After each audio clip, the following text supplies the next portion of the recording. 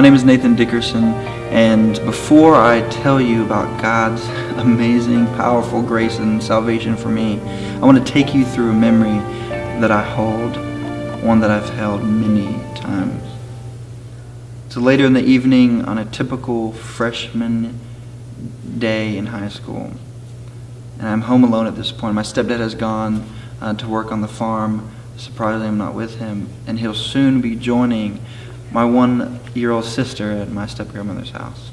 My mom has also already left. She's come to work here in town at Fats Cafe, and my older sister is, well, somewhere doing something. We weren't close, so I never knew. But I'm here at this house. It's the 8th that I've counted I've lived in up to this point, and it's old. It has creamy white walls, old wallpaper, and the floor in my room as I come in is wooden, so it creaks as I walk to the bed and sit down much like I am on the stool. And something in me that day, I don't know what triggered it, but something broke. I could only hold in so much emotion. I could only hold in so much pain before it bottled up enough to pop the top off. And that day it came off.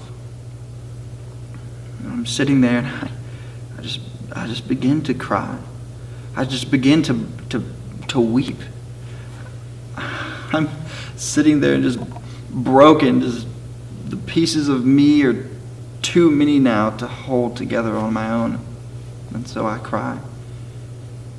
Because I'm tired. I'm tired of my life. I'm tired of how hard my life felt. I'm tired of not feeling worth anything. I'm tired of feeling like a burden to those around me. I am tired of not feeling loved. And so I'm weeping, and I want it to be over. And so I'm like, okay, well, I'm done. What can I do to end this suffering? It's so easy. First thing that comes to mind is death. I mean, suicide would end the problem really quick. I wouldn't have to worry about anything. But what do I really want? Well, I just really want my family to show me love and affection in the way I need it as a young adult. And so, what if they do care? Well, if I'm dead, I can't see that reaction. So that's off the list. What about running away? I mean, there's an interstate, like 100 yards from my house. Maybe I could hitchhike and just go somewhere, but what would I eat? I mean, how many clothes should I take? What if it's a stranger that... I don't know. I mean, would my family even look for me, though? I mean, would that even achieve that purpose? So I sit there and I'm thinking and I'm weeping and I'm trying to figure out in my mind, like just someone love me, someone tell me that I'm worth it. And eventually I just say, okay, moment's over. Bottle it up, put the lid back on, and I move on with my day. Until next time that I have the same moment. 8 years ago, I didn't know worth. I didn't know purpose. I felt like nothing. I mean, I knew that I was empty. I felt this deep, dark pit within me that never seemed to end, and I never could feel it. And I thought it was because my family didn't seem to love me or care.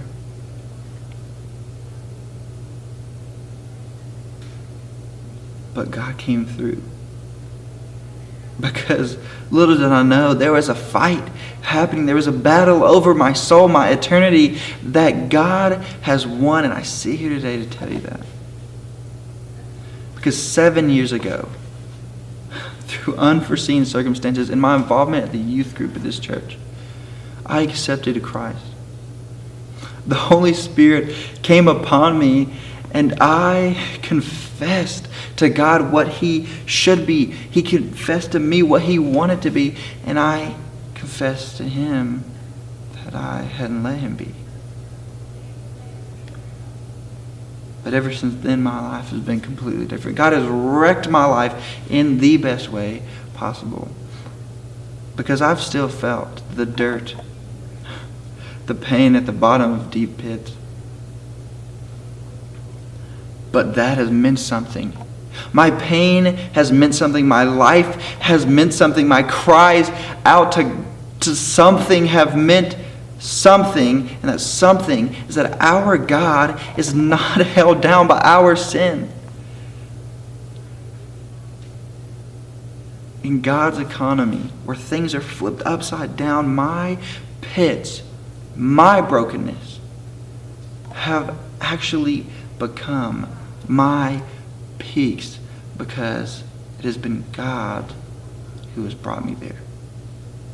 That is Jesus' salvation to me, an ordinary sinner.